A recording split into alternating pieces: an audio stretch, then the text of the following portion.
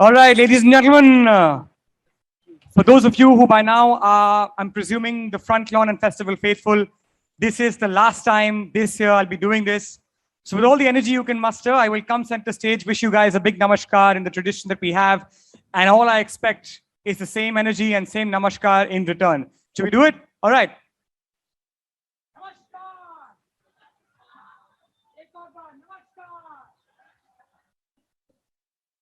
Ladies and gentlemen, welcome to the great debate, as I would like to call it at this moment in time, at the 15th edition of the Jaipur Literature Festival, protected by Dettol, Banega Swasth India.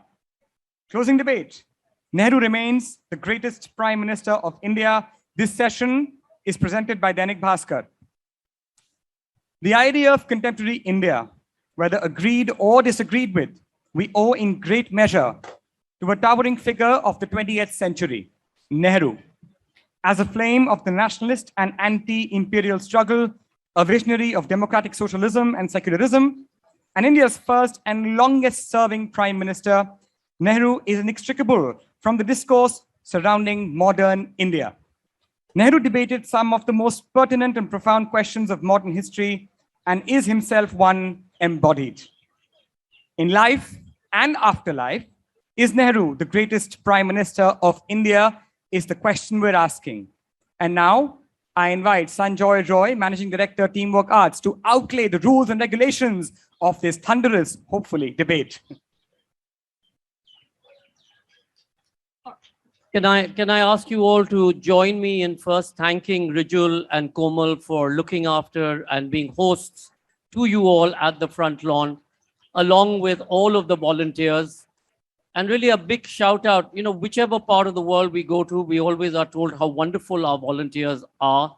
So to our volunteer heads and to all the volunteers at the Jaipur Literature Festival, a very big thank you. I hope you've enjoyed the festival and taken away a lot. And of course, to you, each of you, our audiences who braved the heat. Today, apparently it was 38 degrees. Yes, we knew it was going to be hot when we moved the festival from January to March. The option that we all had, as you know, was to just do it online. But the kind of request that we got from Jaipur was huge.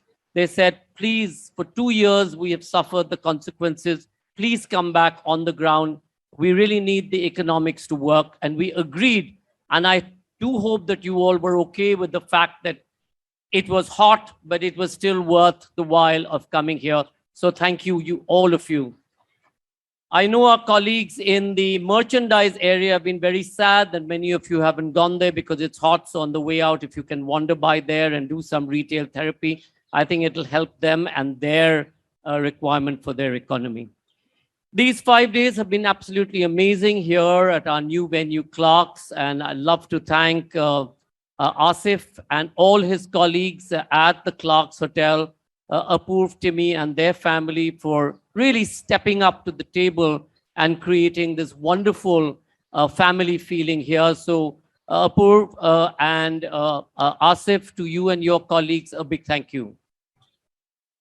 The 5 days we've seen conversations that are varied from the battlefields of the 1971 war to that of Ukraine, from the beautiful miniature, Mughal miniatures, to, of course, the climate crisis and much in between. We do hope that you will be able to catch some of these sessions online, those sessions that you missed while you've been wandering from one venue to the other. A big thank you to the press, and of course, on behalf of Namita Gokhale, William, and myself, a big thank you to all our colleagues, the 2,000 odd people who work to create the festival every year. Thank you all very much. Before I begin the rules for the debate, I'm going to ask Namita Gokhale and William to just come up and join me to say a big thank you to all our associates and colleagues. Namita, William.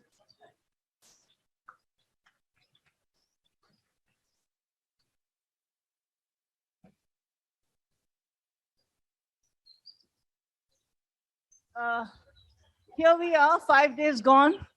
Every year, I'd always felt this feeling of bidai, of the barat going away. But it's very mixed feelings this year. 2 years since I've seen all of you. I don't have any words. I hope you enjoyed the festival, and here's to the Jaipur Lit Fest 2023. Thank you. It's been an extraordinary few days, not least for the heat, but we are now very happy in our new home. So please, a big thank you most of all to Clarks and to our wonderful hosts here. We will be back in these premises next January when it's hopefully rather cooler than it is now. And we have already some acceptances for our next international list, including Robert Macfarlane, the actors Ralph Fiennes and Tilda Swinton, Patrick Radden Keefe, who won the big non-fiction award this year, Avni Doshi, Linda Coley, David Cannadine, Anthony Satin, Mark Mazawa, Elif Shafak in person this time, Merlin Sheldrake, Katie Kitamura, Ocean Vong, and Janice Parrott. So please, see you all here next January. Thank you, Namita and William. And again, on behalf of all my colleagues, really who run the festival, I know you all recognize me because of my hair, but it's really them, Sharupa, Rahul, Suraj, and all our many colleagues. A big thank you to each and every one of you. And now for the closing debate. As you all know, today's proposition is Nehru remains the greatest Prime Minister of India. The rules for today's debate is right at the beginning, after I introduce our speakers, our debaters, I will poll the audience and ask you all to vote for or against the motion. I will do so again at the end of the debate to see if this is moved in any which way. In between, we're going to, once I introduce our speakers up, we're going to have Veer Sanghvi sort of put into perspective today's debate. We're then going to have opening statements from each of our speakers for 3 minutes. They'll get a warning drum roll at 2.30 minutes, after which they will have a conversation within each other. They may decide to argue, hit each other on the head, but hopefully not. This is not a television studio. This is the Jaipur Literature Festival, very civilized, but certainly a place where you can argue and dissent in peace without anything happening. We'll then open it up to questions. My suggestion, and we will take this, we'll do questions in clusters. So it's not just one question, one answer. Take a couple of questions. Young people, we would love you to really ask the important and pertinent questions. We will then go back and have closing statements from all our debaters. Veer will sum it up. I will come up and poll the audience again. And that will end the debate and will begin the formal closure of the 15th Jaipur Literature Festival, Day 10, with Nathulal Solanki and 3 generations of Nagara player, which makes it, he's part of the 13th generation of Nagara players from Pushkar. So we do hope you will continue to be here for a bit. So I'm going to start inviting our speakers. Speaking for the motion, we have Avi Singh, who is a lawyer and professor. He specializes in criminal and transnational law. He writes frequently on questions of law and policy.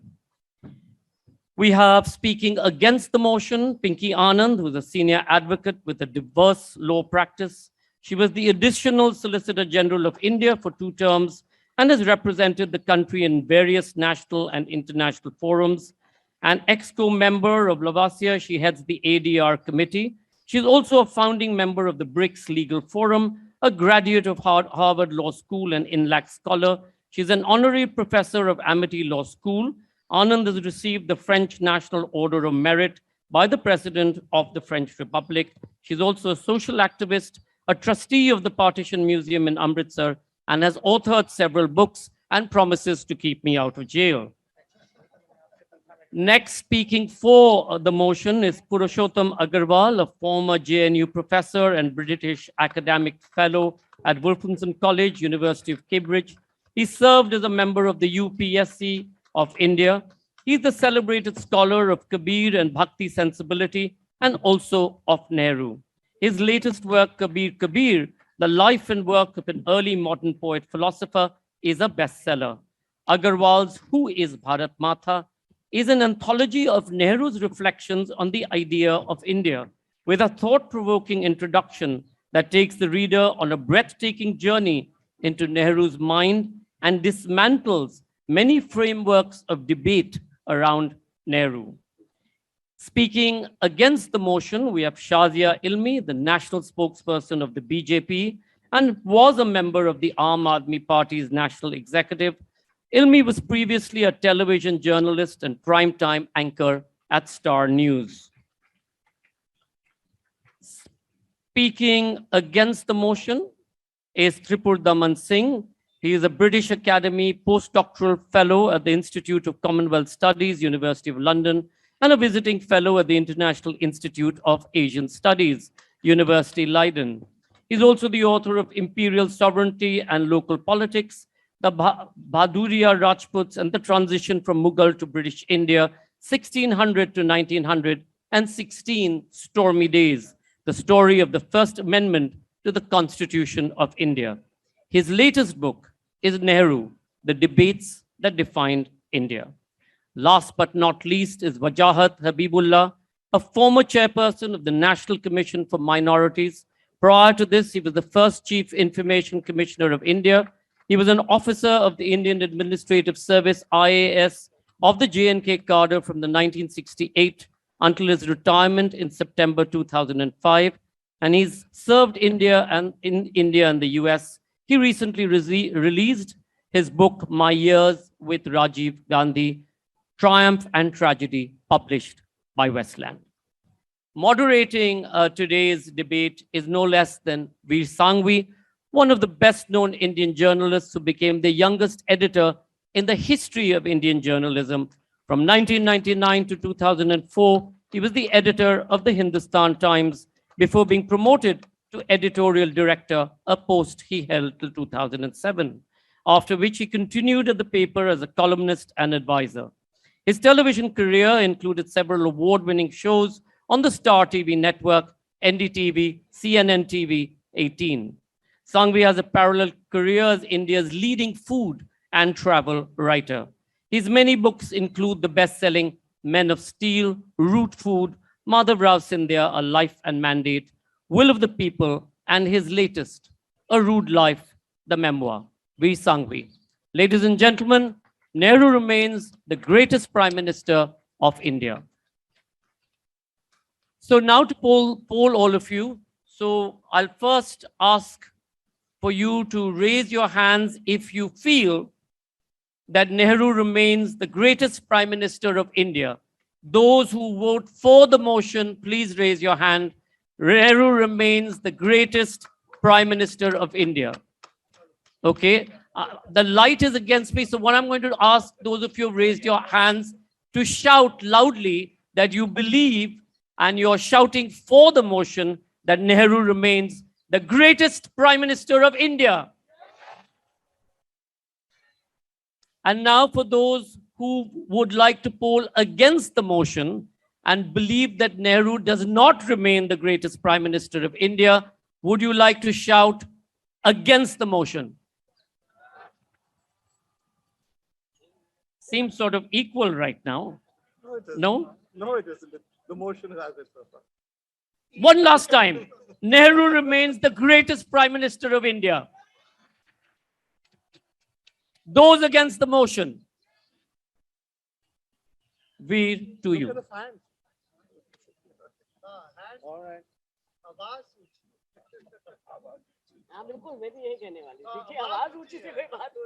Good evening, ladies and gentlemen. I'm going to do this again. I don't trust the last poll. Anybody in favor of the motion, put up your hand. All right. Thank you. Anybody against the motion, put up your hand. Both hands is one way of doing it, certainly. Okay. I think at the moment you have like 60-40, 70-30. The motion is ahead, is winning. We hope you will change your minds, or at least some of you will change your minds at the end of this debate, because the idea is to sway as many people as possible. Before we go any further, I think I speak for everybody on this panel, and probably for anyone who's anchored a session over here, that this has been the most amazing experience. It's been great to do a physical event. All of us were, I think, slightly dubious about doing it in this heat, which Omicron forced us to. not sure about the new venue, and I'm delighted to say it's worked out brilliantly, far better than anybody could have imagined. I mean, we've got to thank Willie, Namita, Sanjoy for organizing this. It's one of the great ideas anyone has had in the literary space in the last 20 years. But I also want to thank the thousands of volunteers who've come. It isn't just that they work tirelessly and so hard for nothing. It's that they've been unfailingly decent, polite, kind, helpful. You'll have noticed it when you come in, when somebody checks your lanyard. Yeah, they're just so welcoming that I've done a lot of literary festivals in my time. I've never actually been to a festival where writers have been made to feel so welcome. So a big hand for the team. Okay, now to the debate. I mean, most of you probably did debates at school, so it's all quite straightforward. We have for, against, we have opening statements, and then we have closing statements. It's the stuff in between that is a little problematic. Sanjoy wants me to ask questions, I think in the manner of a television anchor for about 20 minutes. We're not sure how we'll do this. I don't want it to descend into the chaos of some television channels. We'll try and have some kind of order imposed on it. As for the audience questions, we have only 15 minutes. I'm aware that a lot of people will want to ask questions. So frame your questions carefully, because if you're not asking a question, if you're making a speech, I will be ruthless and I will cut you off. Yeah? So I just want that made clear at the beginning. As for the motion, I mean, Sanjoy said that I should tell you my thoughts. It's self-explanatory, isn't it? Nehru remains the greatest prime minister of India. There's a little bit of a trick in this, as a sort of, when did you stop beating your wife element to it? When you say Nehru remains the greatest prime minister, it sort of assumes he was once the greatest prime minister and he remains that. But was he?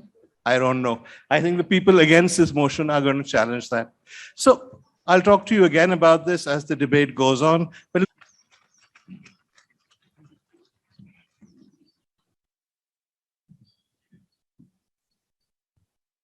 the greatness of any historical figure is not determined by the years he ruled over the country. Nehru was the greatest prime minister not because he was the first prime minister or not because he was the longest serving prime minister. He was the greatest prime minister because of the challenges he got in heritage.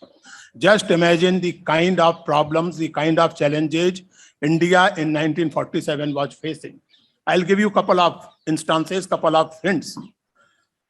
In Europe, they talk of Holocaust day in and day out. The partition of India was worse than Holocaust in many ways. 1 million people were killed, 15 million people were displaced. That was the challenge before the nascent India. The per capita income, the exploitation, the British economic exploitation of the country, the man-made famine of Bengal, in which estimates vary, but at least 20 million people perished because of the policies adopted by the great liberator of Europe, Mr. Winston Churchill.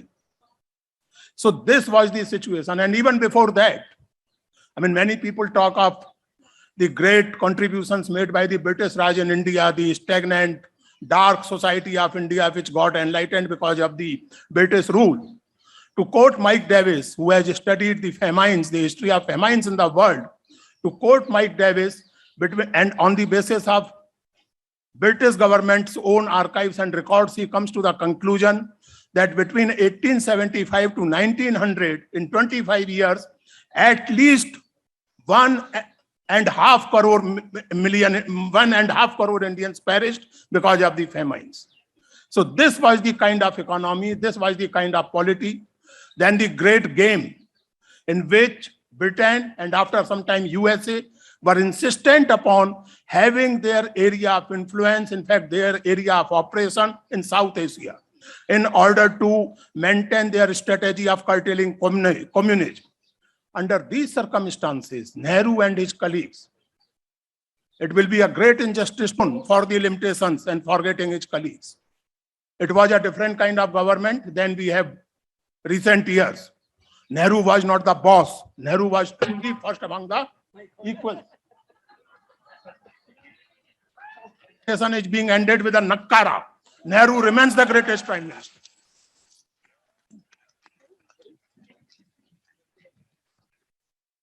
Thank you so much, Professor Agarwal. To oppose the motion, may I now call on Pinky Anand?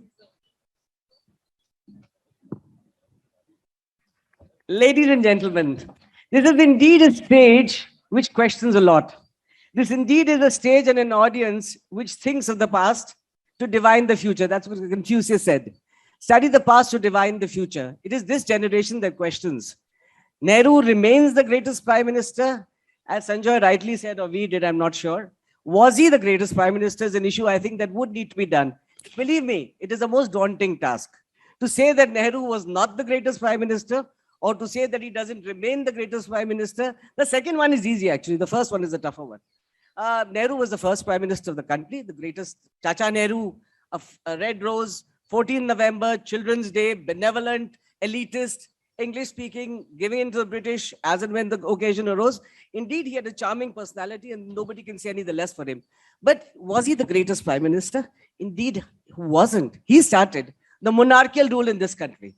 Nehruji started what is even today, till a chaiwala came down in 2014 and turned the tide of fortune of India and made it what it is today. So that's where we have the monarchical rule. You start from Jawaharlal Nehru, you go to Indira Gandhi. You had all the other freedom fighters. Did you choose them? No. You chose your daughter, who was your daughter, no doubt. But did she deserve the monarchical legacy? No. Then you choose your son. Then you choose your grandson. The grandson doesn't work. Then you choose the daughter. So where are you going to end this game? We've seen the last elections. We've seen the outcome of that situation. Coming back again to what Nehruji did. Now, Nehruji, Kashmir. Again, 5th August 2019 is when I think the greatest achievement of this government has been, of this country has been. We reintegrated what was part of our territory. Kashmir again became a part of India, which it always was. I'll share with you a short incident. I was in Europe and I was a guest there. I was asked a question. We would like to intervene in the domestic dispute, the international dispute, I beg your pardon, of Kashmir. I said, who the heck are you to interfere in what is an Indian issue between India, tomorrow Hyderabad, tomorrow Telangana, tomorrow Junagadh, tomorrow Tripura? Are you going to bring in all these issues and say, it is for me to do? It is Nehruji. Ultimately, there was a problem. The Pakistani invaders came into Kashmir.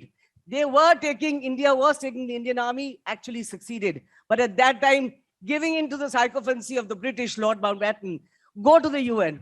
UN is what? UN, you go for an international dispute. You do not go. First time I got scared. Second time I won't. You go to the UN for settling a dispute, which is an international one. Ours was not. We brought back Kashmir into the focus. We brought back nuclear power to this country. We made India a world power where it is.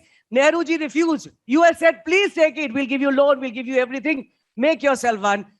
Dozens go down. Heavy industry, total collapse. We had workers, unskilled laborers, the whole progress to Fabian socialism. Thank you, ladies and gentlemen.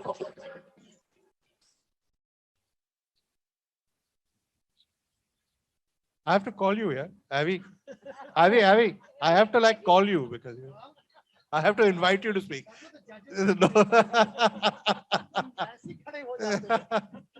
And here to second the motion, may I now invite Avi.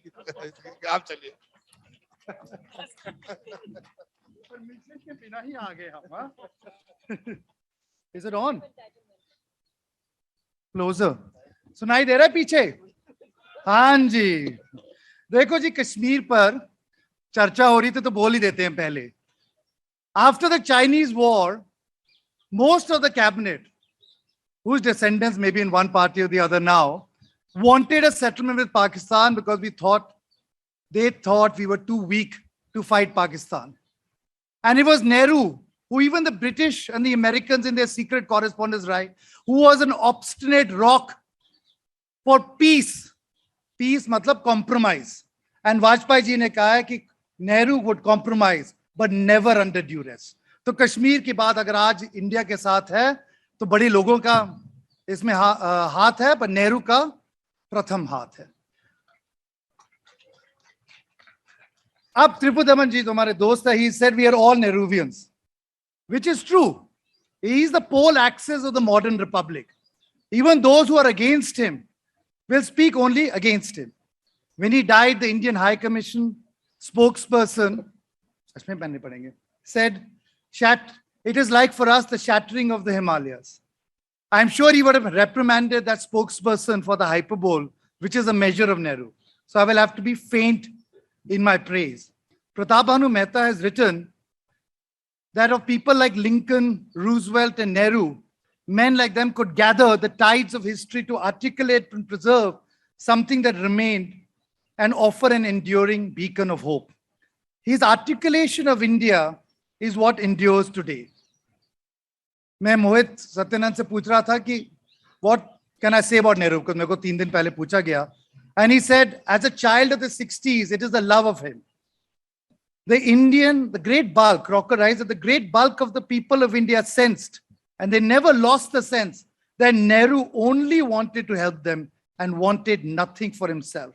And that he was a ruler who had pity and kindness. He also said he could have been a dictator if he had so desired, without guns and propaganda. Us time to na newspaper propaganda tha, television thankfully wasn't there, and radio hardly reached anywhere. Crocker also writes that Nehru destroyed the Nehrus. How? India is the only country, Pakistan ko dekh lijiye, Nepal ko dekh lijiye, where we created a system in which equality was the centerpiece. And who does equality destroy? The elite. And that is what allowed us to maintain this republic for so long. Now, foreign policy, I will quickly say, he made India punch above his weight. It gave it his rightful place in the world. And आजकल गोवा की बहुत बात हो रही है. For Nehru, invading Goa in 1961 was not easy. Portugal strongly protested.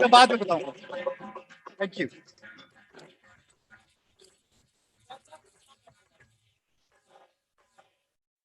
Thank you, Avi. Now to oppose the motion, may I call Shazia Ilmi?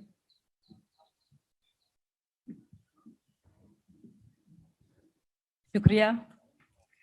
So was Nehru the greatest prime minister of India? I mean, seriously, Veer? So on a serious note, I would like to say that Nehru really was a great man, and Chacha Nehru, as we know him, really related to the leaders of Anglosphere, and owing to his abilities and communication skills, and really did envisage the idea of modern India as we see it. And of course, he owes his prime ministership to the blind spot Gandhi had for him.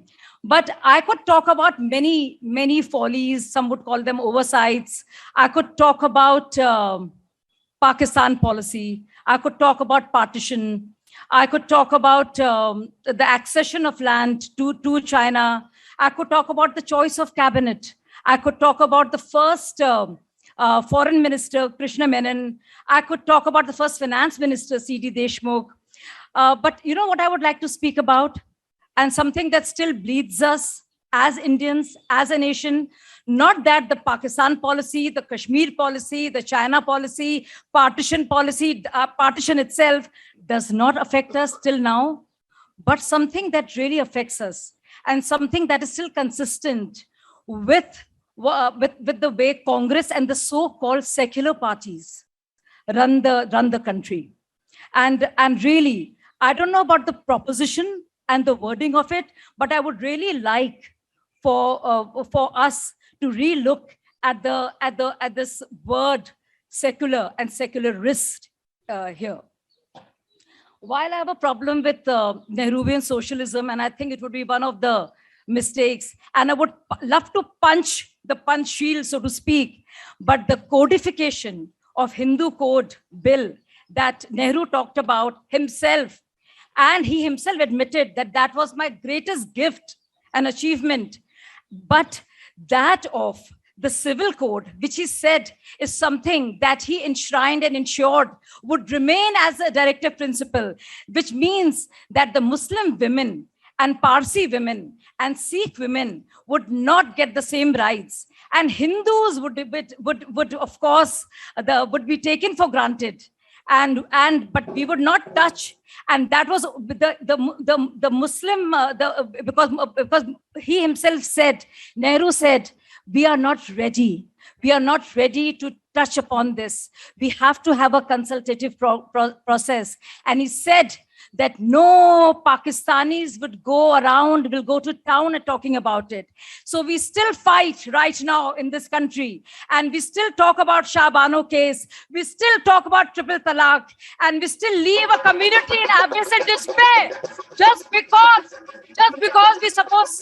we suffer.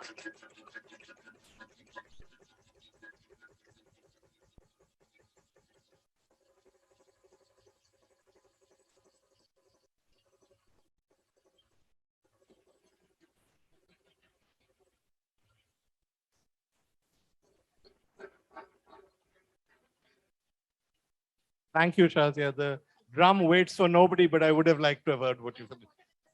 I'll give you a chance, Elaine. Just finish your argument. Okay. Also speaking for the motion, Wajjahat Habbullah.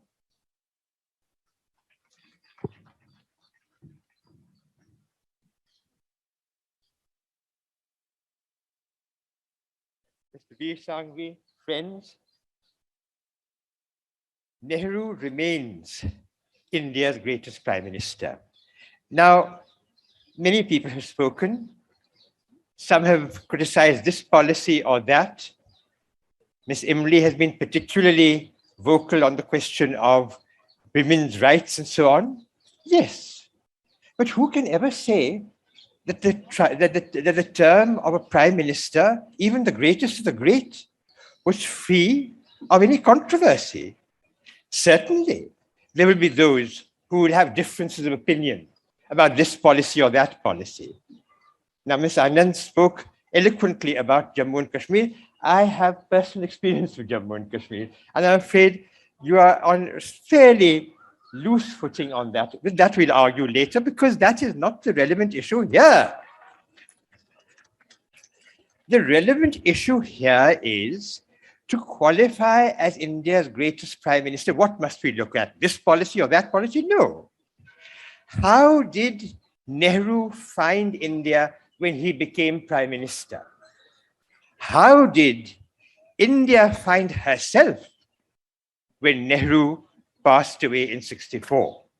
And here, what my colleague, the professor, said in the beginning is of relevance.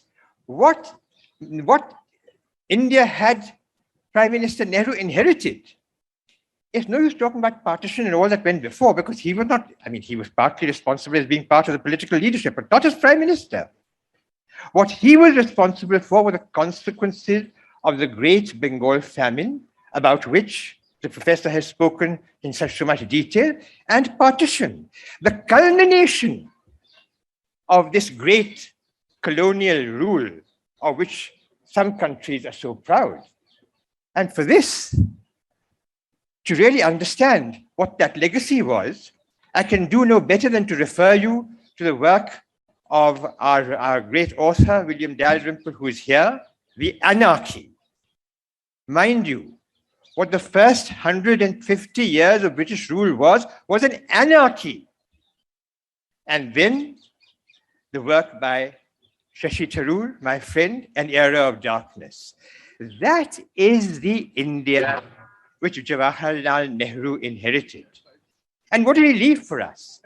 A dynamic, vibrant democracy. Yes, poverty levels were still far too high, 45%. But look at us. Yes, we had suffered defeat at the hands of China in 1962. But look at our army. The same army after that. Look at its performance in 65. Look at its performance in 71. The only...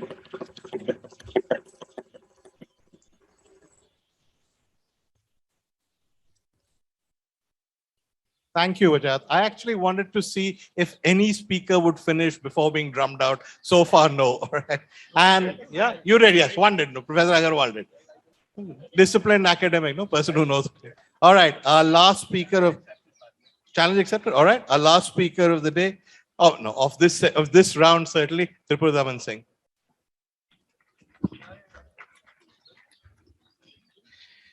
Just this morning, I said Nehru was India's most consequential prime minister. I stand by that, but that does not ipso facto mean that he was the greatest. he was the most consequential simply by virtue of being the first and thus shaping the powers, prerequisites, and expectations of that office.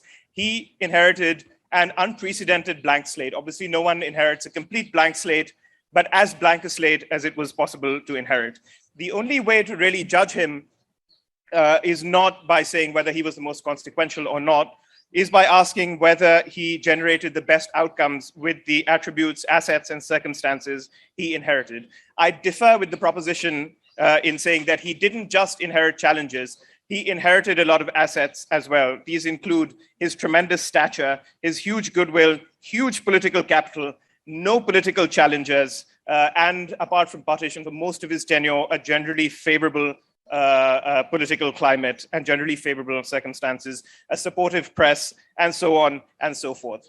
Keeping those assets and those circumstances in mind, can we say that he generated the best possible outcomes? I don't think so. Look at where India was when Nehru left. There had been a faltering planned economy. The second five-year plan was in the doldrums. His foreign policy tinged with a quite potent mix of vanity and fantasy, left to such an extent that even someone like Ambedkar, who I would call pretty close to Nehru in thought, was forced to really critique it as saying it was something that was causing him anxiety and was dangerous for the country. Nehru's legacy is decidedly mixed. It includes India being left to the mercies of the importation of grain. Nehru's successor was forced to implore the Indian public to sacrifice 1 meal a day or 1 meal a week so that their compatriots could get food to eat. Its economy was in the doldrums. It was internationally isolated. And also, let's not forget about the other more pointed aspects of India's Nehruvian legacy that we don't really want to talk about. These include many of the things that the present dispensation is often criticized for: an overarching, centralized, coercive state, an overbearing, all-powerful executive. Few of you probably know or have ever thought about the fact that India is the world's only democracy where the executive or the government has lawmaking power without reference to the legislature. Let's look at some more quite pointed Nehruvian legacies. These include sedition, the Armed Forces Special Powers Act, draconian public safety laws, so on and so forth. So even many of the things that we think have something that have recently appeared or are recently being misused are very much part of India's Nehruvian legacy. And I'd like you to keep all of those things in mind.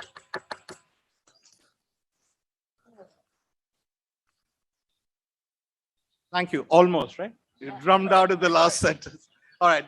This is the bit where I ask questions to panelists. I think Sanjoy intended this to be a sort of interrogation, but I'm not going to do that. I'm going to use it for clarification. First of all, I'm going to start with Shazia. What would you have said if you'd get a mic and just tell us what you would have said? Well, I just wanted to finish the sentence and say that Nehru went out of his way to ensure that Hindu Code Bill was passed. And as you know, Ambedkar resigned when it came to the fourth bill. Yeah. But Nehru felt that Muslims were not ready for the codification of Muslim law. We are still fighting that. And he feared that there would be an onslaught of Pakistan's propaganda. And he even said that Pakistan would go to town. And in fact, Pakistan actually codified it in 1962. And we are still suffering. And are we ready for a civil code now? So it's still been left as a directive principle. So that is so sad. It's the biggest travesty. And Nehru admitted to that. And he just took the Hindus for granted in that matter, and was still scared to kind of, he pussyfooted this issue around, and Congress has still been doing that when it comes to giving in to clergy, as opposed to listening to the Muslim sisters and doing something good by them. That's the point I wanted to make. That's a good point. I'm glad you made it. Thank you. All right, let's go with everyone. Professor Agarwal, you started. You told us how bad the British rule was and what a terrible time we had under the British and what a terrible legacy Pandit Nehru inherited. I think other people have made that point. This is true. But how does that prove he was the greatest prime minister? It proves he was the greatest prime minister. I'll just give one. Hold your mic closer. social development indicator, which covers everything, which covers availability of food, which covers availability of health services, which covers social security in general. Life expectancy in India in 1947 was 31. In 1964, it was 50. An increase in life expectancy of 19 years in just a period of 17 years would not have been possible with sensible policies, would not have been possible with a clear-cut political vision. So that is what I mean. A point was made here that he was an English-speaking person. Yes, of course, he was English-speaking, educated in England, but at the same time, deeply rooted in Indian tradition. So much so that he studied Ramcharitmanas in Allahabad jail with noted Tulsi scholar Pandit Ramnaresh Tripathi, and having studied Ramcharitmanas, he wrote Veer Sanghvi to Mahatma Gandhi, a sentence which I think is one of the best commentaries on Ramcharitmanas. Nehru wrote that Ramcharitmanas is less a story of Ram, but a spiritual autobiography of Tulsidas himself. That is the way one sensible, rooted Indian reads a poet like Tulsidas. And so far as your original question is concerned, again, we talk of nuclear power today. Who in 1946 thought of nuclear research program? Who thought of a space research program? Who thought of in 50s when it was considered luxurious in an agricultural economy? Who thought of Indian Institute Professor, of I wanted a Technology? clarification, not a second All speech. right. Okay, we've got the sense of it. Thank you, thank you. Let me go to Pinky. Pinky, you talked about dynasty, and you talked about the fact that there was this man of privilege, and that remained until Chaiwala took over. A couple of questions. Can you blame dynasty on Nehru? His daughter did not succeed him. The chances were that Lal Bahadur Shastri would have lived to a ripe old age. It was a peculiar circumstance where she was able to take over. Even then, I don't think it had been part of any great plan, or is there any evidence to the contrary? I'm afraid, Veer, I can only tell you that it was a part of a grand plan. There were so many other leaders who were available. Yes, Lal Bahadur Shastri did get out of the way in unfortunate circumstances, but there were several other freedom fighters, leaders who were standing up for society. They were sidelined. Indira Gandhi was chosen. There's no doubt in history about that. You can read history all over again and you'll find not one, but I don't thousands. dispute any of that. All I'm saying is this happened long after Nehru was dead. So can you still blame Nehru for it? Yes, it was ultimately part of a whole design which is continued in focus, and therefore the whole blame, if you like, or the Sahara, if you like, falls on Nehruji's head. So you think there was a grand plan? Absolutely, always? there's a All grand right. plan and continues till now. Okay. One last thing. You said people of privilege, people from dynasty, nothing happened till a Chaiwala came. Aren't you forgetting Dr. Manmohan Singh, who came from an incredibly poor family, financed his education through loans, and who not once made a public show of, look, I was so poor, look where I've reached. Are you forgetting that? I can only think of one word. Ladies and gentlemen, one answer. The invisible Prime Minister. I leave it at that. All right, okay. Fair point. Fair point, fair point. I agree with that. Tripurdaman Singh, you made out a case for saying that Nehru could have done better. Yes? Yes, he Well, certainly could have he done certainly better. could have. You could have, I could have. But when you say that somebody is the greatest prime minister or is not, then you have to say who's greater than him. That element you conveniently left out of your speech. I consider those prime ministers, the ones who managed fractious coalitions in really adverse circumstances, managed to actually advance their agendas in those circumstances, the greatest prime ministers. And I think India has done the best under prime ministers who've managed to govern under those fractious coalitions. Okay. And all right. in that, So you I asked would, for this. I would. Gujral, Devegowda, greater than Nehru. These are people who manage coalitions. In some ways, managing a fractious coalition. You're a serious historian. It is really your proposition here that No, I Devegowda wasn't was positively hinting towards Devegowda and I.K. Gujral. I was hinting towards So both tell us Manmohan who- Singh and A.B. Vajpayee. But when we talk, as Professor Agarwal did, when we talk about the challenges, we also have to talk about the assets. No, and that, answer my question. Who was Yes. greater than him? I would rate. Hang on, he's answering. Tell me. Well, in my personal opinion, I would rate both Vajpayee and Manmohan Singh as greater than him. Vajpayee is a greater prime minister and Manmohan Singh? All Yes. right. That's a straight answer. Well, Shazia. I would rate Narasimha Rao as far greater than Yeah. him. And he had a coalition, Yes, he had a minority yes, government. All right. yes. Fair enough. Okay, who do we have left? Avi Singh. Anything you didn't get to say when you were drummed off? Oh, well, a lot. But You had to say something. So it's all right. I'll start with just a retort or rejoinder, if I may. Yeah. That I hope we are not visited for the sins of our fathers, and we shouldn't be visited by the sins of our children, grandchildren, and great-grandchildren.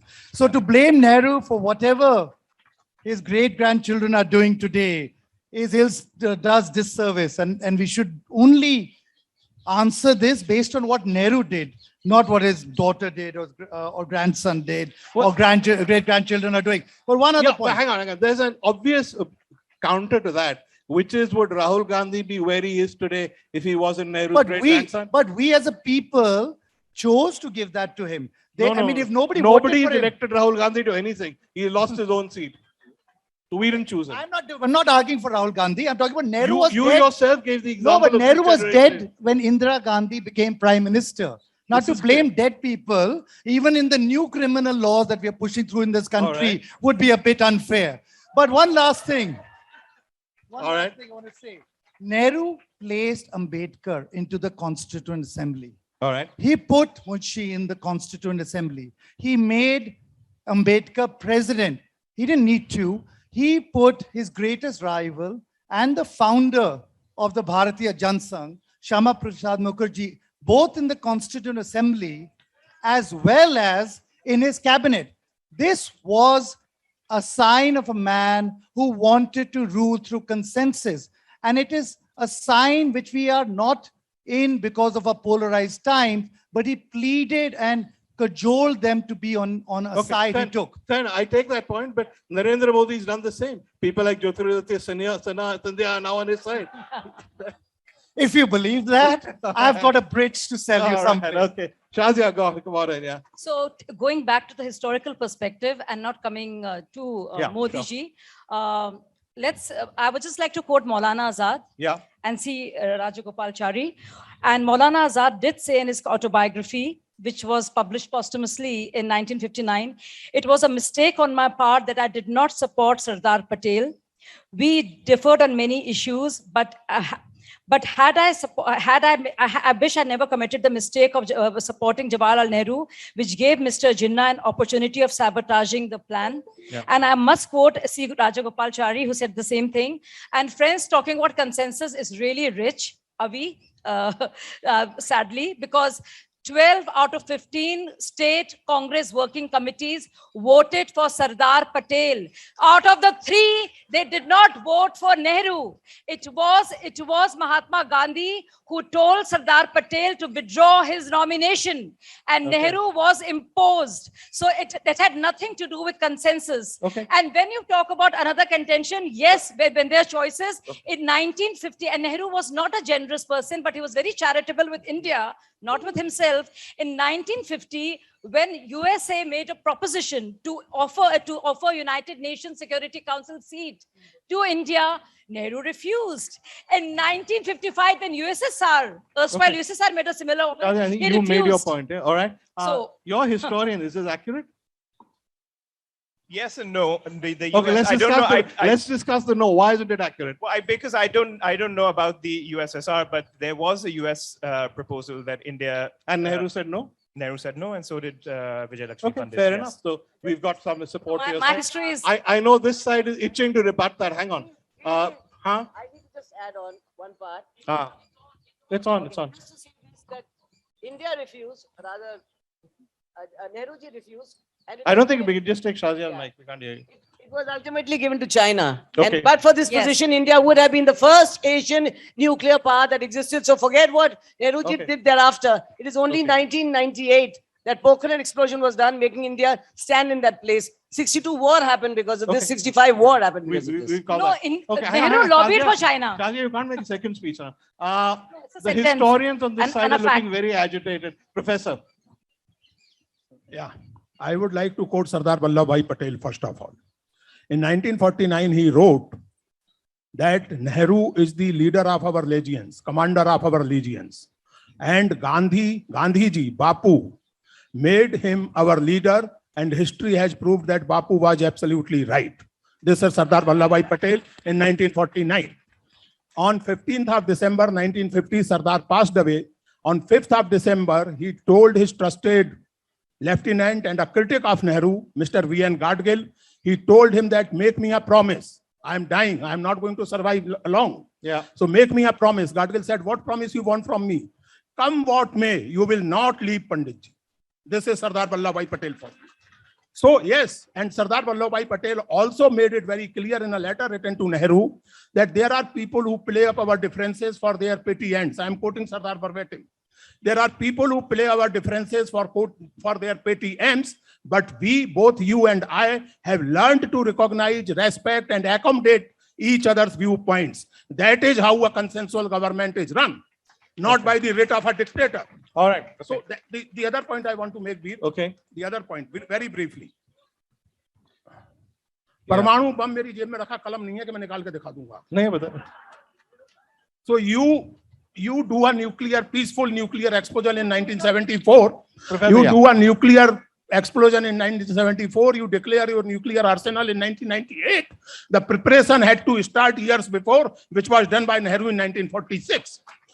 Third point I want to make, and that's all. Okay. Third point I want to make, this China, the Security Council seat. Nehru replied to this question in Parliament and reminded the parliamentarians that actually in international law, the seat vacated by the mainland China should go to mainland China, which you like or do not like, is being ruled by Communist Party. You cannot deny Security Council seat because the party of your choice is not ruling. Why? Nehru, just a minute. Nehru told the Indian Parliament that if we support this kind of thing, then you can imagine that whatever the Western powers want, they will do in international affairs. Third, knowledgeable people, diplomats have clarified that this whole business of USA offering and USS offering Security Council seat is pure something like WhatsApp University feedback. There is no written record for this. No, not true. You have a historian here who says it's true. No, Yeah. but he's admitted that. He's admitted. All right. Okay. I got it. Yeah, Challenge, sorry, if He there just is a admitted recorded, that there is a recorded Nehru statement. felt that mainland If China there is a recorded and statement, DRC I will should be retract. given. We heard. Okay. If there is a recorded But why? statement Why was that Nehru this so offer was charitable made, about I the will United retract my Nations statement Security right Council? here and then. Sorry? If there is a recorded document, if there is a document that USSR and USA made such an offer and Nehru declined it, I'll retract my statement and say sorry. All Please right, show me the okay. record. All right. But okay. quote me the So now record. let's move on. We've got enough of this. There is But a document Wajjahat- and I've quoted it in Wajjahat- my book. Nehru Wajjahat- answered in the Indian we Parliament, got which it, is what he's Shazia. quoting. Shazia, not on television now. Wajjahat, we've got a very interesting perspective from Shazia in which she says that you people talk about secularism and what a great job Nehru did about secularism, etc. You forget that in a way he disadvantaged members of the Muslim community, especially women, because he kept taking this line that, Muslims are not ready for a proper law, Pakistan will do propaganda, and nobody else had the opportunity he did at that time after independence to take those brave decisions. Basically, she says he funked it, and Muslims are still paying the price for it. Is that valid? No, Yeah. Veer, I'm sorry, and there is a question of how he was, Shazia mentioned, how he was forced on India. I don't think the question really, the issue before in the debate is whether he was rightfully elected as prime minister or wrongfully elected.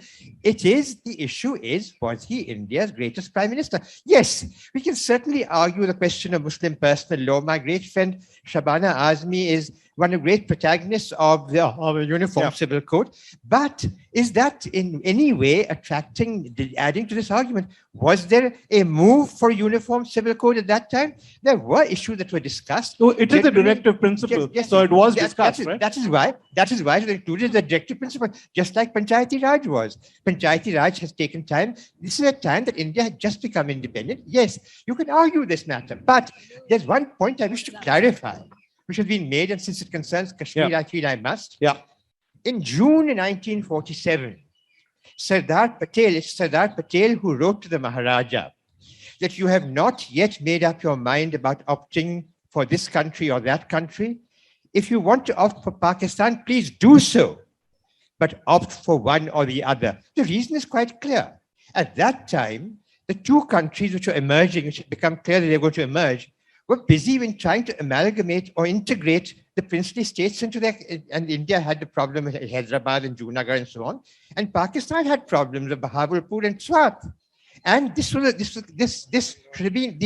leadership of both countries was keen that this should be settled. What happened then was that Pakistan launched an invasion of Kashmir. And who took the decision to send their troops? India. It is Pandit Jawaharlal Nehru. I don't think she disputes a lot of that. She's saying, all right, even if you assume it was a fait accompli, what about the special status? What was the need to give that? What is the need to have persisted with it? I think that's the point. These are all parts of the constitutional process, which then was initiated in consequence. The leadership of Jammu and Kashmir, the leadership of India. So therefore, to blame Jawaharlal Nehru alone for Article 370 is somewhat, it's all part of governance. Now, as I'm trying to make that's the point. part of But you governance can't, we're talking about. Bajaj, hang on. You can't have it both ways. You can't say that everything good that happened, credit Nehru. Everything bad, don't blame him alone. Right? My dear boy, I'm not getting back into that issue. I had already clarified on that issue. All right. That you have to take the larger perspective to in light of what the subject is, what we're debating. I said earlier also that whether he was right on one issue or right on another issue is a subject which we should continue to debate about. And historians, we love to debate it. And you will never come to a conclusion in 2 minutes on these issues. But the point that I was making was that a disinformation was sought to be propagated here, that it was Nehru who encouraged the separatist movement in Jammu and Kashmir and didn't do anything about integrated Jammu and Kashmir into India. Whereas I am trying to point out that it was Nehru who sent Indian troops into Jammu and Kashmir to be able to liberate Jammu and Kashmir from Pakistan. All right. I think we're now going to turn this over to the audience.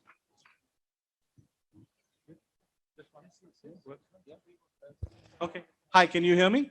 Will they fix the mic? Great. Okay, so I'm going to turn this over. If you want to ask a question, please put your hand up. It's quite dark, so forgive me if I don't see you immediately. Any questions? Just wave your hand about a bit because it's really dark. The lady in front, if we can give her a mic, please. Wave, lady, sir. The wave so he knows who to give it to you. Yeah, she's waving. But please stand up and then ask your question.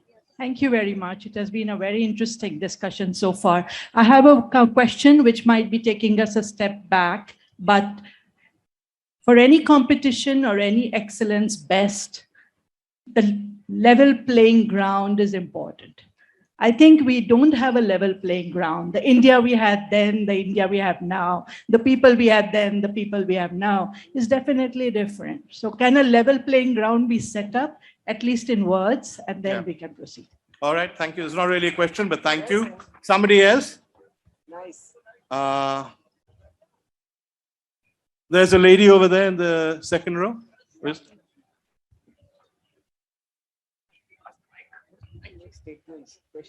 Thank you.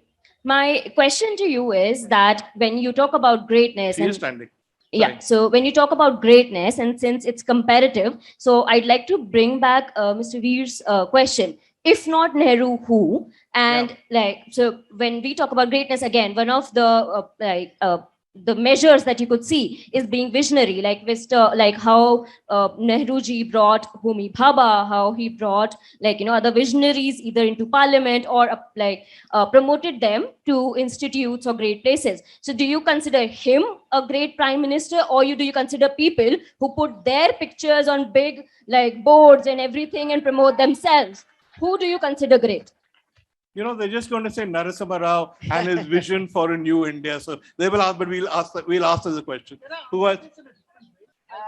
Okay, all right. We're going to do clusters of questions, but go ahead. Can I answer, Veer? One of the things that we do is often compare only within India, and Nehru must be compared with his contemporaries across the world who also struggled with post-colonial and often ended up going towards authoritarianism because it was the shortcut. Nehru stuck to a democratic, difficult task and built institutions. Sukarno, Nasser, Tito. Somebody once asked Tito's aides, Nkrumah, I wasn't around those days. Somebody once asked one of Tito's aides why they had rigged the first post-World War II Yugoslav election. And the answer was, we didn't want the people to get into the habit. Nehru forced on us the habit of universal suffrage for men and women, irrespective of economic status. And today, that is no longer up for debate. Would you make the point, therefore, because I'm surprised nobody's made it, that the countries that became independent same time as India, even in South Asia, did not remain democracies? That one reason why India remained a democracy. Nehru is, and the institutions he built. I already quoted Crocker, that if he wanted to be a dictator, he didn't need tanks down the street.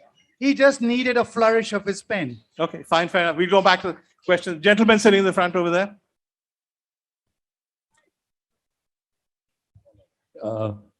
My question is to you, sir. Everybody said that, what asset he got. You raised the point that it is very important to measure what assets he got. Whatever assets he got, probably the current prime minister one day in future will be one of the greatest. But if we see till now, who is the prime minister who used his assets to make Bhakra Nagal Bandh, ISRO, IITs, and all these great institutions? Who else apart from the Nehru till now? All right, okay. Somebody else? There's lots of people there in the middle, sir. We credit Nehru. Sorry, I haven't recognized you. Sir, please take the mic away. Go back there. I will recognize you, but wait your turn. Please take the mic there.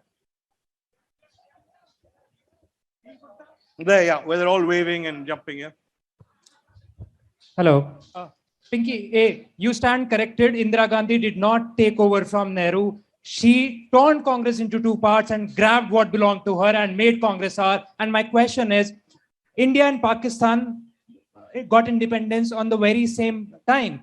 And we can see where Pakistan stands today. Both of the countries were governed by two lawyers who studied in England. So that itself tells you how great Nehru was. If you could comment on that. All right. Somebody else? We'll go to that side. We haven't gone to that side. We'll go there.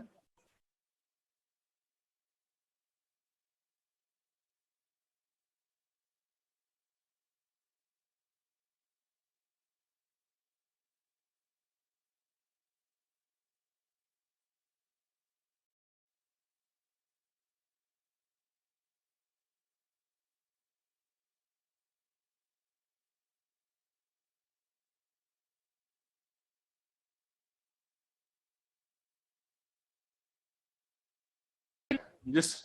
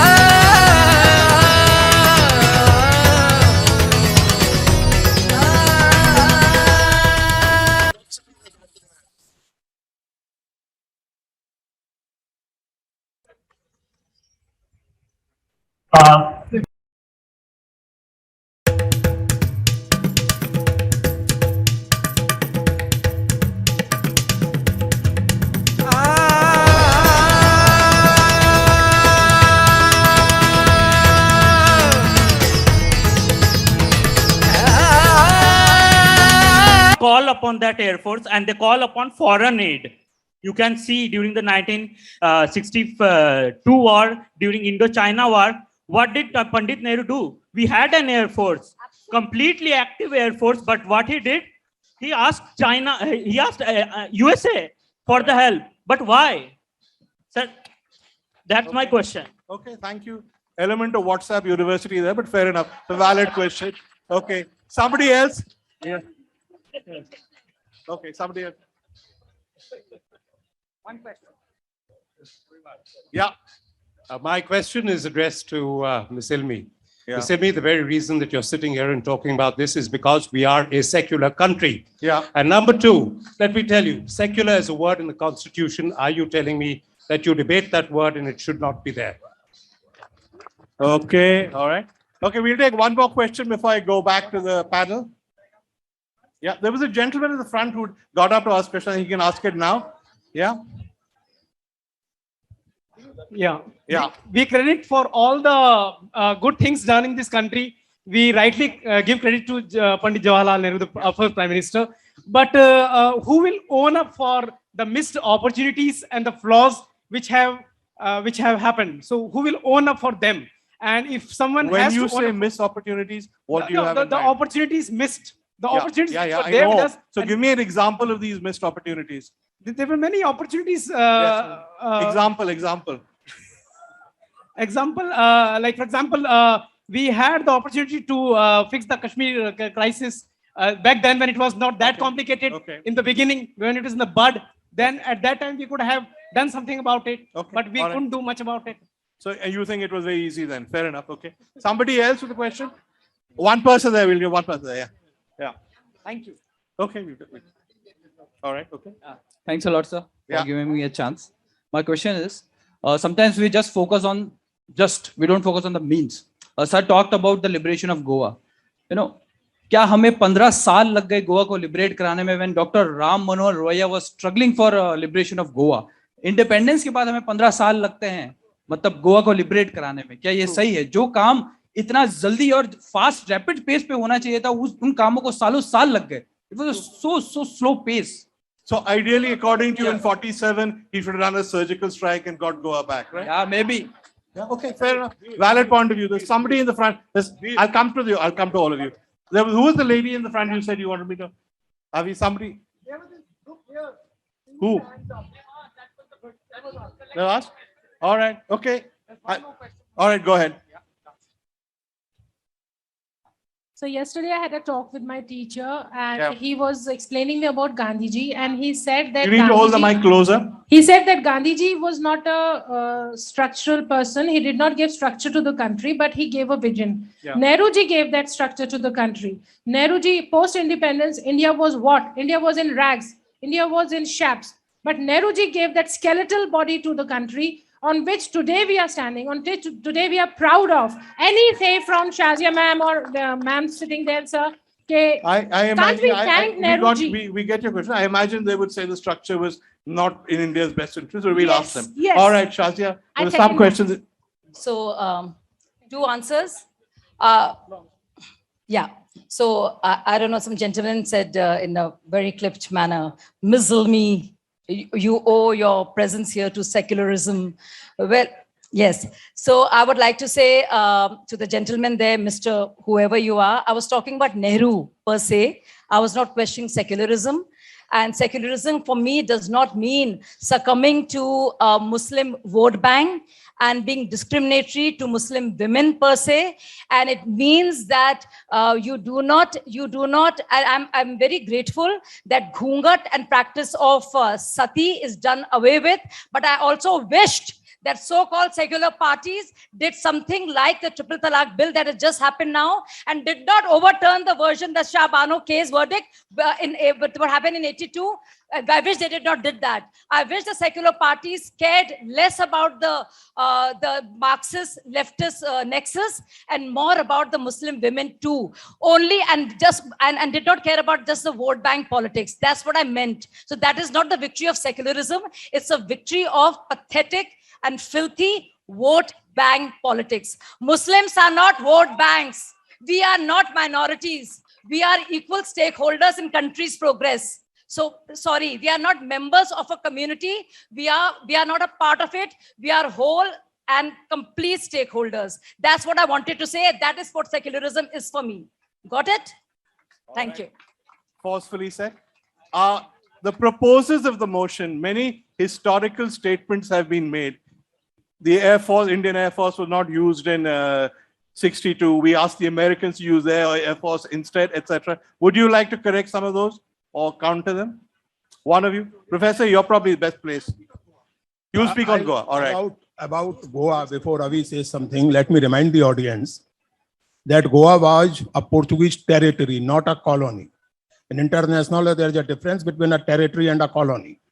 And Portugal was a member of NATO, according to province. And according to NATO agreement, any attack on any province of Portugal, that is Goa, would be considered an attack on NATO. That is an attack on USA, England, France, and so on. So this was not a बच्चों का खेल के गए और जाके गोवा को आजाद करा लिया. A lot of diplomatic preparation was needed, and Nehru did it. Nehru supported, with this view in mind, Nehru supported Nasser on Suez Canal controversy. As a result, when Goa liberation took place, Suez Canal was closed for European forces trying to enter Indian Ocean.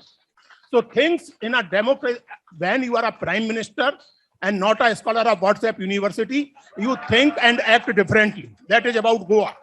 Now, about other things, nobody here is saying that Nehru did not commit mistakes. The mistakes are committed only by only two kinds of people in this world. One who are not born and two who are dead.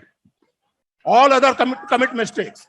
But when you judge somebody, when you evaluate somebody historically, you evaluate him in a holistic manner, not in a piecemeal manner.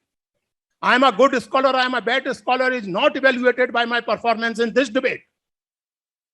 It is evaluated on the basis of whatever I produced till date, good or bad. So similarly, when we are talking of Nehru, we are talking of independent India, we are talking of many prime ministers after Nehru. Let us look at the challenges, let us look at the vision. Somebody was talking of democracy. It's a very important point to recall. And the credit goes not only to Nehru, but all his colleagues, including Ambedkar and Sardar Patel. Let me remind the audience, Magna Carta was passed in England in 12th century. British English women got the voting right only in 1927. 7 centuries later, Magna Carta. America was declared independent in 1776. Just a minute, sir. Just a minute. Now, so we'll Just a minute for that. American women got voting right in 1920. India got independence in 1947, and Indian women got voting right in 1952. That is the difference we must understand. All right. Avi, you want to say? Yeah.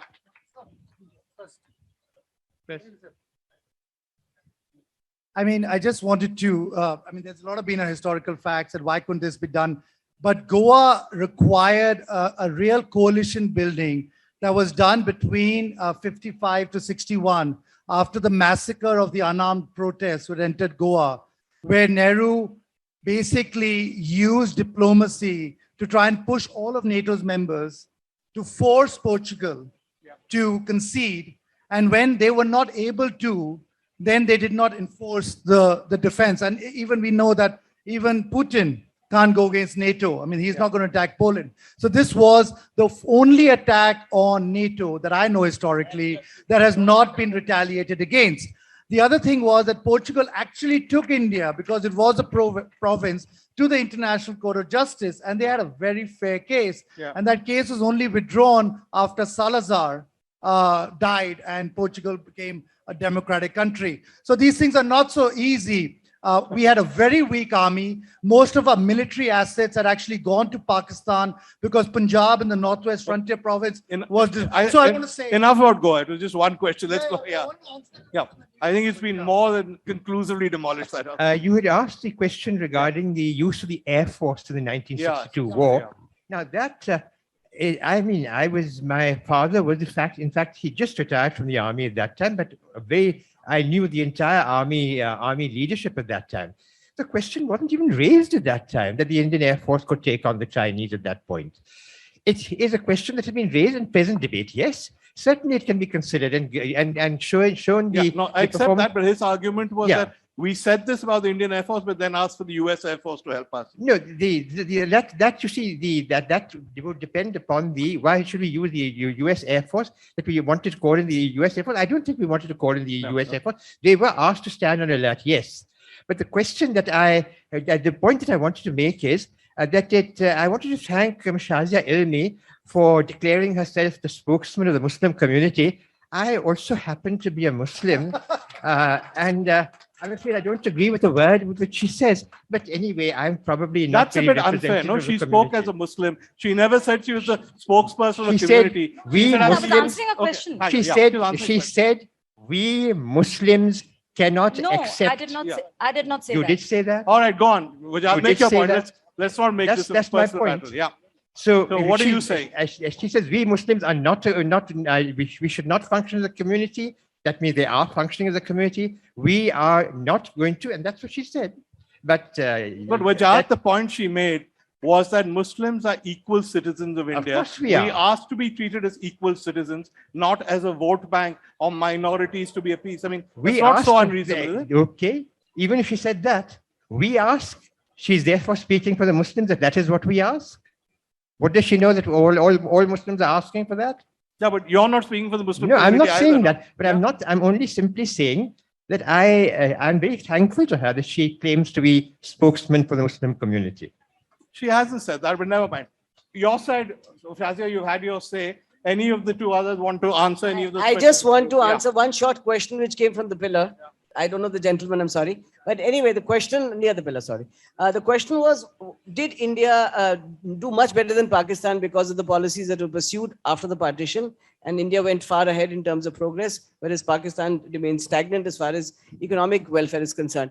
I'll just agree with one part. Incidentally, the debate is not that Nehru did nothing. The debate is not that Nehru was not a good prime minister. The debate is whether he was the greatest prime minister and remains so. Coming back, we economists, I mean, some of us have learned that in economics, and I'm sure you have too.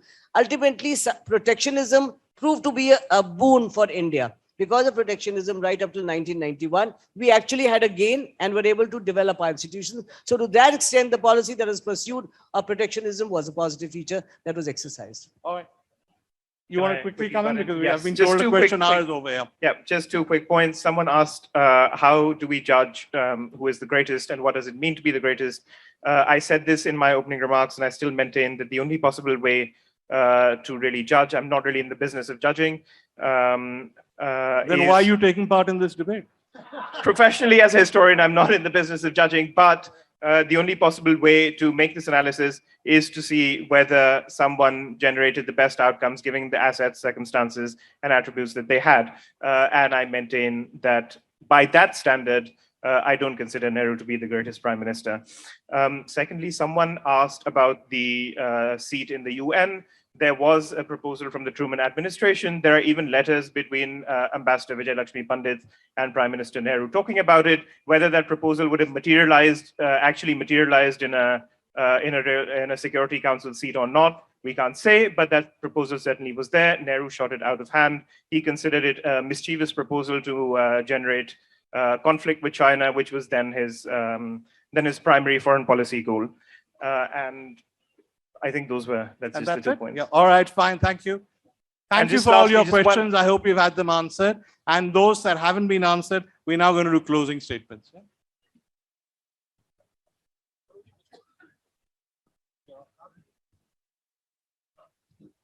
Okay.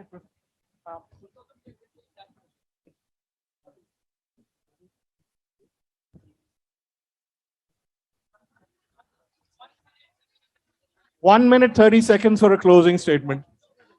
Yeah.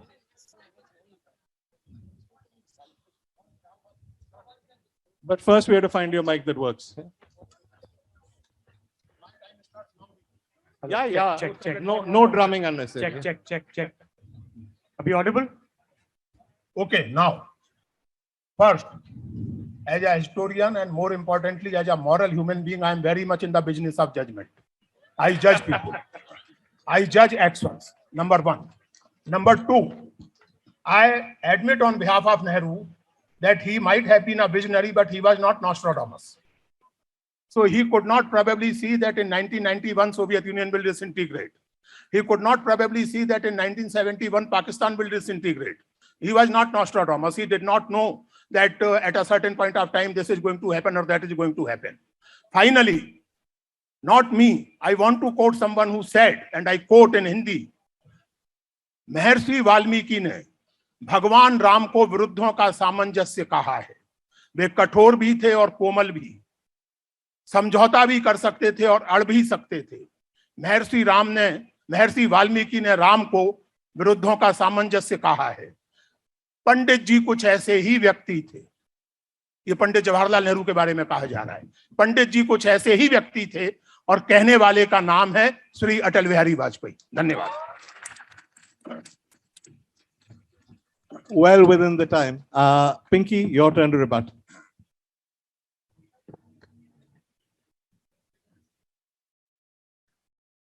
I'm not a historian. I'm a lawyer, ultimately a party spokesperson at some point. But can I say this? It is not one's intention, to speaking on this side of the floor, to say that Nehruji did nothing. Panditji did nothing. Chacha Nehru did nothing. Of course he did. Of course, he laid some foundations. The only question that remained open to this house was to consider whether he was the greatest and remains to be the greatest. And that is the issue in hand. Coming to the question of what, I can only foresee a couple of things. You're not looking at Nehruji as a good man, as a charitable man, as a generous man, as a pious man, as a secular man, as a non-secular man. What you are judging Nehruji today is for saying, did he govern the country well? Did he take it up a path? Not Nostradamus, not that he didn't know that COVID would come in 2022 and China would be sitting there and we would be taking all the circus of this onslaught from China. So the point is not that, not Nostradamus. We are only saying, given the circumstances, was judgment calls done. He made IITs, he made medical institutions, but he also ensured brain drain. Everybody ran away from India. Ultimately, it was for us to bring back the task. He didn't make any infrastructure worth anything. Heavy industries was concentrated upon. He didn't come to labor intensive. He didn't provide for unskilled labor. Some constraints were there. That is the issue which we are today judging. Vajpayee did made the golden quadrilateral. Vajpayee made the nuclear bomb blast in Pokhran to demonstrate our strengths. This is what you have before you. History doesn't decide. It is you people who will decide on looking back at history, whether indeed Nehruji was the greatest prime minister. Thank you. Thank you. Thank you, Pinky. Harry, you've been very patient. Your turn.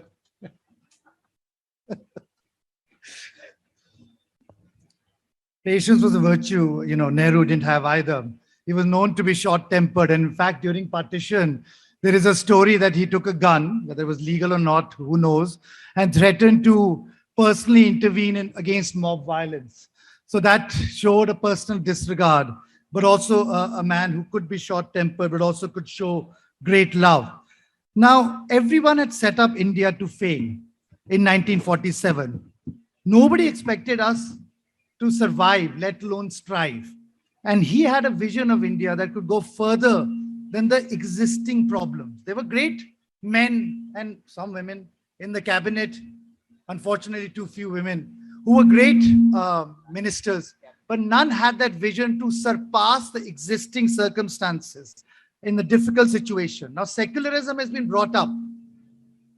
He had a principled stand. I have a principled stand. Many people have a principled stand. But secularism, I would say, was the only choice India had if we were not to be in perpetual civil war. And every country who hasn't taken that will always be in perpetual civil war. And to underscore that, I'll take his argument that Tripurdaman was talking about this morning with Allama Iqbal, where he took up the cause of Ahmadiyas or Qadians as they're called, which today in Pakistan, due to General Zia, every Pakistani has to sign a statement saying they're heretics. And he argued for Ahmadiyya's pre-independence from jail, not for political votes, because he wanted to. And I will end with this quote very quickly to paraphrase Shakespeare. The errors that men do lives after them. The good is oft interred with their bones. So let us say in 50 years, I will wager there will be nobody else will be debating as the greatest prime minister. Thank you, Avi. Shazia, you're on. Yeah.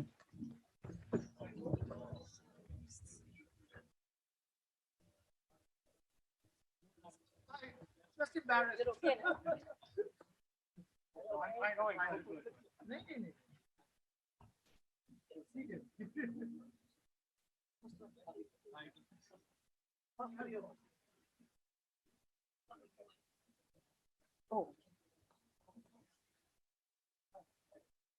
So I think we all view our worlds from our own prism, and there's so many identities to who we are. So I speak from my point of view. There is a lot of viciousness handed out to me in very glib ways, and people see secularism from their point of view. When we talk about Nehru and secularism, the point that I made, and I stand by it, and also those who are Nehruvians, I would like to say it is, we have to see secularism from what it has achieved for us. And I would like to say that whether is the ideals by which he stood by, as we see in the past, and I would like all of you to go and study about the Hindu Code Bill, of which I'm very proud of. But in terms of how Ambedkar and members of the Constituent Assembly, including whether it's Ambedkar or C. Rajagopalachari, or even Sampuranand, or even Maulana Azad, how they argued with him on the subject, you must read about what they felt. And also the fact that Nehru's follies were not mean, and they costed us a lot, and that by nature. He was not magnanimous when it came to India, whether it's Kashmir or siding with Sheikh Abdullah as opposed to Hari Singh, and whether it's a contribution of Sardar Patel. There are so many, you can call them oversights, you could call them blunders, but I think where secularism goes, we have to rethink and reassess, and yes, and look at it from the point of view of women, Hindus and Muslims alike. Thank you. May I ask Wajjahat to make his concluding remarks?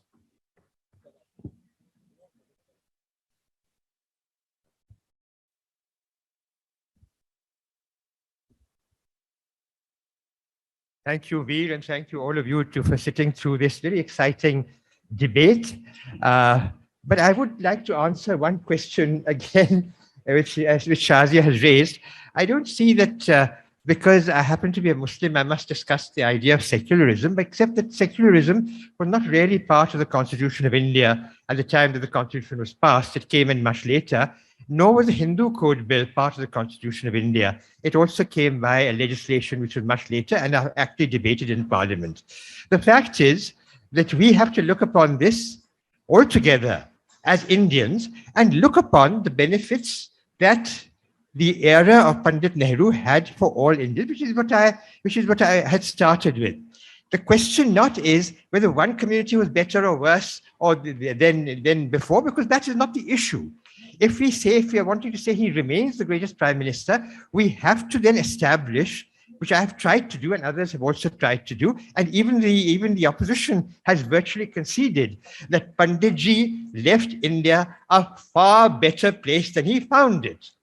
And I think there can be no dispute regarding this.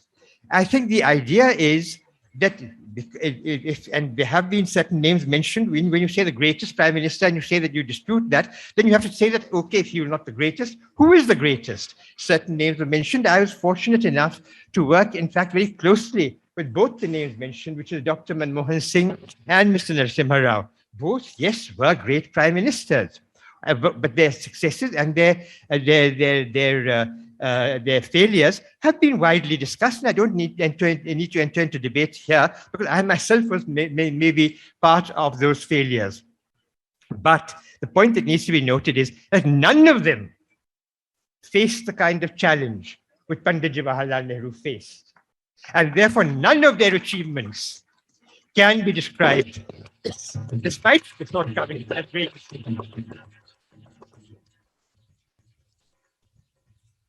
Thank you. And now for our last speaker of the evening, Tripurdaman Singh. Right at the outset this morning, I'd said that Nehru's imprint on India runs so deep that it continues to constitute central ground in Indian politics. I maintain that, I don't disagree with that, but that does not ipso facto mean that Nehru was India's greatest prime minister.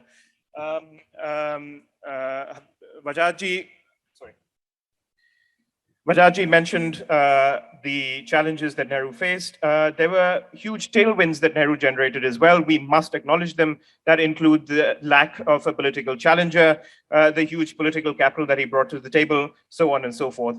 But even more so, I want to talk about those parts of India's Nehruvian legacy that others don't want to talk about. Those who oppose India's overbearing centralized state oppose a key legacy of Nehruvianism. Those who oppose India's all-powerful executive oppose a key legacy of Nehruvianism. Those who oppose the law of sedition oppose a key legacy of Nehruvianism. Those who disagree with the Armed Forces Special Powers Act disagree with a key legacy of Nehruvianism. Those who disagree with draconian public safety laws disagree with a key legacy of Nehruvianism. I'd like all of you to keep these things in mind.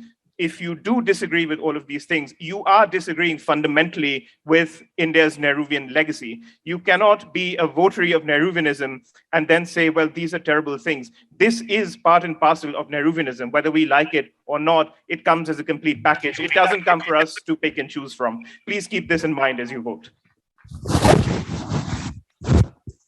I'm not making a closing statement here. Nobody's interested in what I think. Come and take the vote.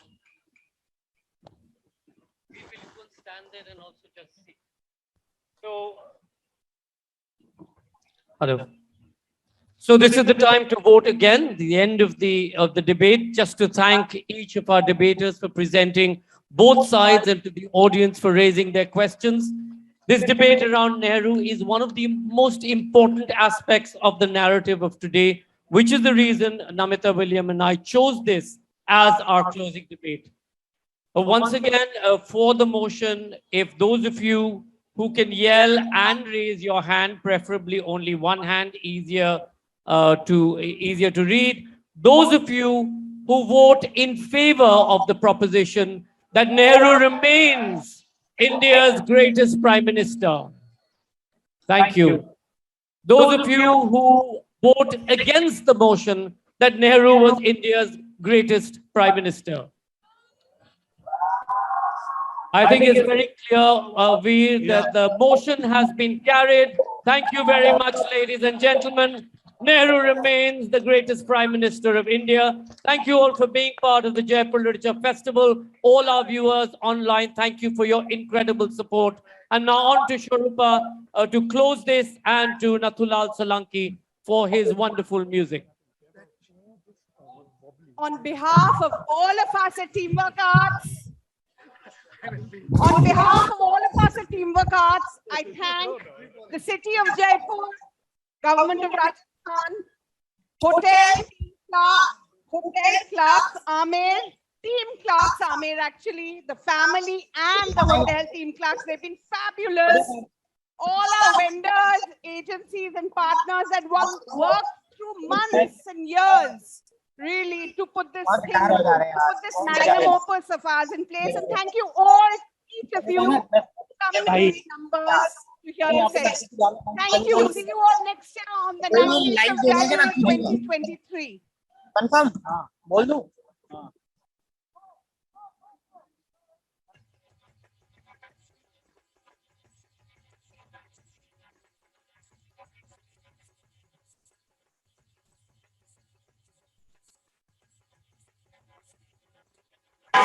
Unmute था तो सारी बातें कही क्या बात